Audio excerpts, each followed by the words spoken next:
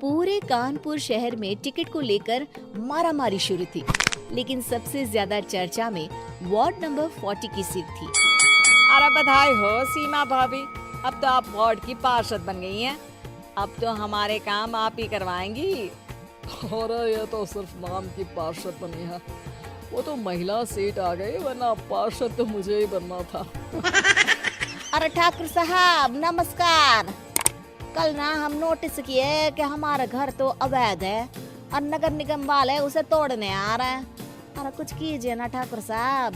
अगर तुम सबकी जेब गर्म कर दो तो कुछ हो सकता है। कुल मिलाकर 4 लाख लगेंगे। अरे 4 लाख ठाकुर साहब, अरे ये आप क्या कर रहे हैं? पहले इन्हीं लोगों से तो आपने वोट मांगे, अब इनसे ही पैसे ले रहे हो। अरे चुप रहो तुम, तुम्हारा काम है सिर्फ अंगूठा लगाना, तुम वही किया करो।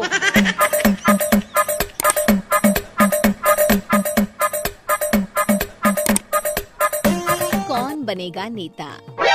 नगर निगम के चुनाव पास आने वाले थे।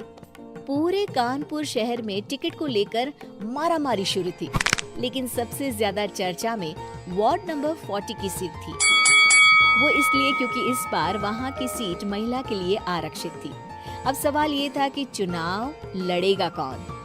इससे पहले ठाकुर साहब वहाँ से पार्षद थे और इस बार उन्होंने अपनी पत्नी सीमा ठाकुर को टिकट दिलवाई और ठाकुर साहब की शान के कारण सीमा जी ने 20,000 वोटों से चुनाव जीत लिया। अरे बधाई हो सीमा भाभी, अब तो आप वार्ड की पार्षद बन गई हैं। अब तो हमारे काम आप ही करवाएंगी। अरे ये तो सिर्फ नाम की पार्षद बनी है, वो तो महिला सीट आ गई, वरना पार्षद तो मुझे ही बनना था। अब भले ही चेहरा इसका होगा, लेकिन पावर तो मेरी ही होगी। अरे वाह भाई साहब, क्या दिमाग लगाया है आपने भी। आइए आप लोग, खाना लगा दिया है सबके लिए। सीमा जी पार्षद बन चुकी थी, फिर भी उनकी एक ना चलती। सारे काम ठाकुर साहब खुद ही संभाल लेते और जहाँ जरूरत पड़ती वहाँ सीमा जी का अंगूठा लगवा लेते। सीमा जी ज्यादा पढ़ी लिखी भी नहीं थी। एक दिन ठाकुर साहब और सीमा एक प्रोग्राम में जाते हैं। अरे ठाकुर साहब आप आ गए। ओहो, पार्षद मैडम भी आ गई हैं। स्वागत है आप दोनों का।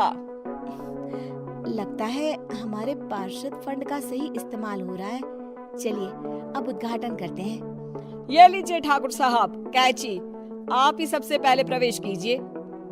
सब लोग आगे निकल जाते हैं और सीमा जी पार्षद होने के बावजूद भी पीछे खड़ी रह जाती हैं। वो देखती हैं कि वेलकम बोर्ड पर उनका नाम है, लेकिन महिला होने के कारण कोई उनका सम्मान नहीं कर रहा। अगले दिन एक आदमी उनके घर आता है। अरे ठाकुर साहब नमस्कार। कल ना हम नोटिस किए कि हमारा घर तो अवैध है और नगर निगम वाले उसे तोड़ने आ रहे हैं। अरे कुछ कीजिए ना ठाकुर साहब। देखो भाई, मैं तो ज्यादा कुछ कर नहीं सकता, पर अगर तुम सबकी जेब गर्म कर दो तो कुछ हो सकता है।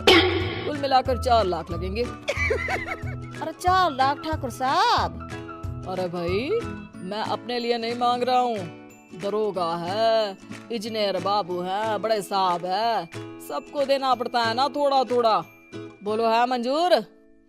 तभी वहाँ अचानक सीमा जी आ जाती हैं। अरे ये आप क्या कर रहे हैं?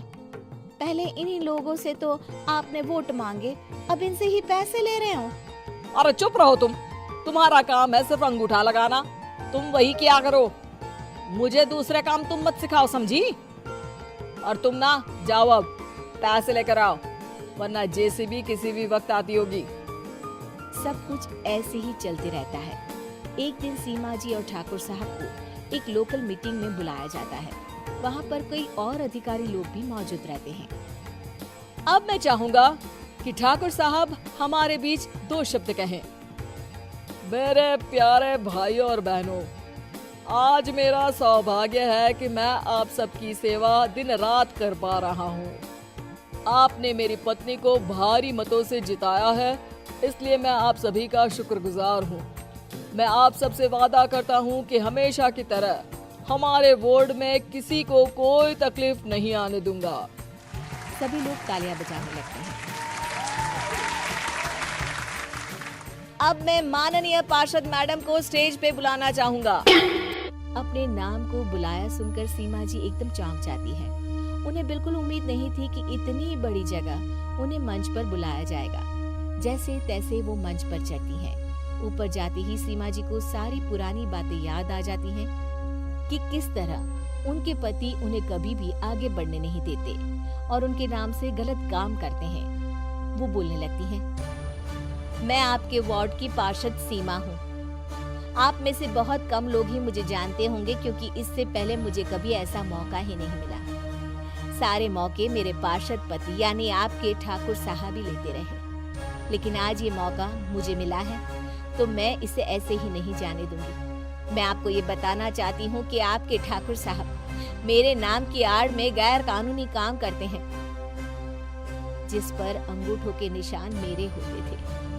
इसीलिए मैं अपनी गलती मानती हूँ और आज अपने पद से इस्तीफा देती हूँ ताकि आगे से कोई गलत काम ना हो पाए। अब फैसला आप सबके हाथ में है कि आप हमें क्या सजा देना चाहते हैं। सीमा जी की बातें सुनकर ठाकुर साहब के चेहरे का रंग उड़ जाता है और वो शर्म से मुंह नीचा करके वहाँ से चले जाते हैं और पद से इस्तीफा देकर ही सही सीमा जी अपने आप में आत्मविश्वास महसूस करते हैं। उम्मीद है कि आपको हमारी ये कहानी पसंद आई होगी। कृपया हमारे चैनल को सब्सक्राइब करें और सभी अपडेट्स के लिए बेल आइकन जरूर क्लिक करें और हाँ, वीडियो लाइक और शेयर करना मत भूलिएगा। Bye bye.